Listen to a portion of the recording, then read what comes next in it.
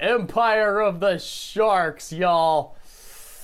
Oh boy. Okay. So those of you guys who know bad shark movies know that there was a movie that came out last year from the Asylum with essentially exactly the same premise as Empire of the Sharks. It was called Planet of the Sharks, which is a more boss title than Empire of the Sharks. Okay, let's just start there. Planet of the Sharks is a cooler name, which really is disappointing because Planet of the Sharks is disappointing. And you want the cool movie to have the cool name. Planet of the Sharks had this concept of world that is overrun by water, and sharks eat people, and we have these cities that float, and that's our idea. And we're going to have a plot that takes place in this world. And they're trying to launch a rocket and defeat global warming, and I don't want to bore you with the details, but it was boring. So you're coming into essentially the same idea, take two. I liked the idea of Planet of the Sharks, and I was really excited to see them take another stab at it. The Asylum going around again saying, maybe we didn't quite hit it out of the park with Planet of the Sharks, but nobody said we can't do it again. It's our idea. We'll just do another one like that, and we get Empire of the Sharks. Empire of the Sharks is essentially the setting of Planet of the Sharks. You add in a little bit more world building, I would say, a little bit less ties to the old world.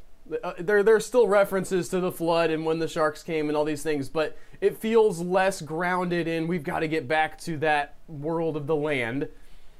And they just pick up the whole plot of Seven Samurai, or Magnificent Seven, or Bug's Life, or Star Wars. I mean, this plot's been used a lot, okay? And you could be like, Albert, the Asylum's not very original, taking the Seven Samurai plot and just plunking it down in their shark movie. Well, neither need you, because I say, yes. Have you seen the original ideas the Asylum's come up with? Sometimes, I know this is going to be a shock to you guys, sometimes when they come up with their own ideas, they're not amazing. Like, just the whole of the script is a little bit lacking from time to time. Not every time, but occasionally. And so you have this plot of these two people, lowly fishermen of no particular skill, having to go on a quest to gather together some great warriors to fight against the big bad guy who's shaking down their town for whatever tribute they're supposed to be gathering together. They actually don't go into that exactly. Maybe they're gathering fish things or something. The point being, you have this very standard plot of these guys supposed to give stuff to the people who are coming to get him, and they don't get it, and so these guys, the two guys who are peasants slash fishermen slash, the ant who never does anything right, have to go and find the cool people to fight back. And that plot just works. It works if you put it in the right setting with the right actors, and it's a good setup for a story. And they took that good setup, they put it in a really cool world. There's a scene where they go to what is the Shark World equivalent of the Mos Eisley canteen and find the people who they're going to need to go and take down the warlord. That was cool. There's this girl who has psychic power over the sharks, and she's fighting against other guys who have Wii motion control power over the sharks. The Wii motion control thing's a little bit silly. I do really want to give props to the actress, though, who played the girl with psychic power over the shark, because 90% of her roles was just being like,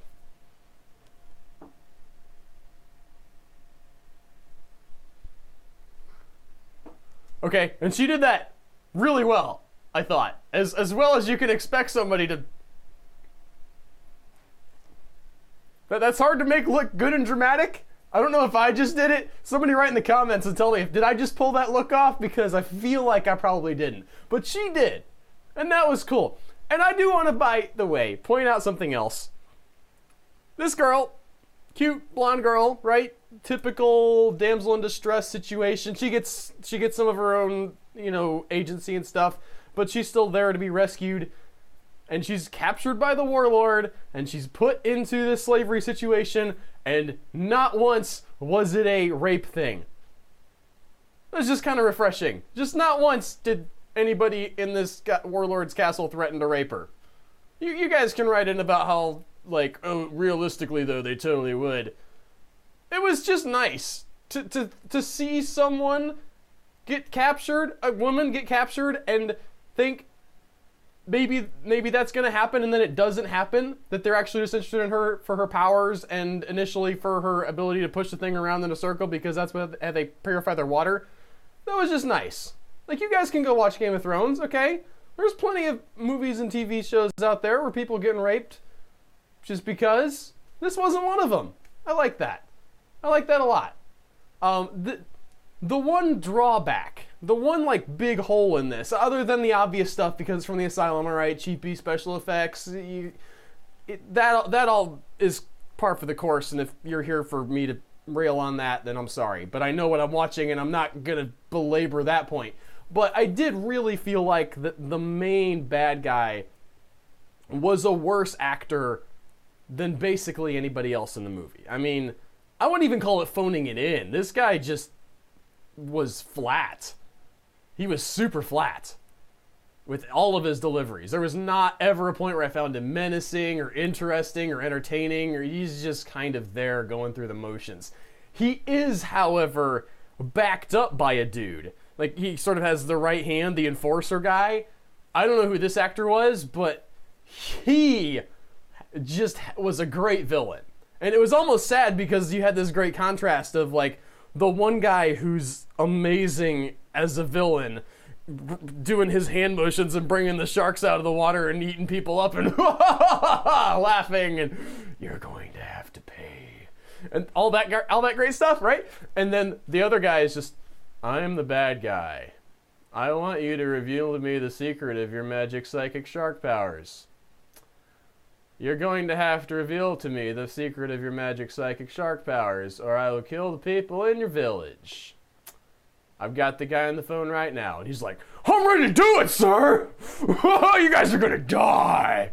Sort of a contrast there, just a little bit of one. But overall, I liked it. I liked it a lot. Just really great kinetic energy, moved forward, not in the literal sense, guys.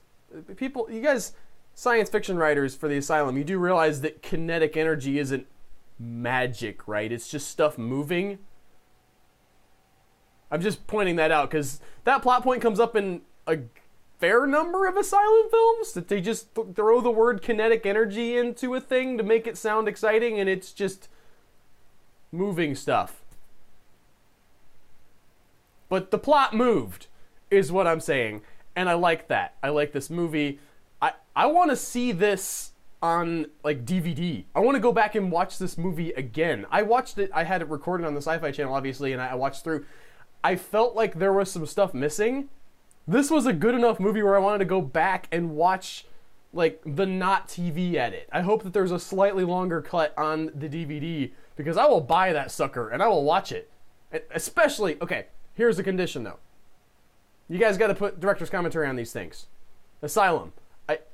Take an hour and a half and have the director sit down and talk about the movie. Please. You did it in Three-Headed Shark Attack? No, not that one. Sorry. Mega Shark versus Mecha Shark. That was awesome. That's the last one that I've heard from you that you had director's commentary on. Get on some special features, please. And everybody else in Hollywood too, but, the asylum. I want to hear, even when the movie's bad, I want to hear people talk about it. And that's all I have to talk about for Empire of the Sharks. I hope you guys loved it as much as I did. I know there were some of you who have been talking to in the comments who were nervous about this being just a rehash of Planet of the Sharks.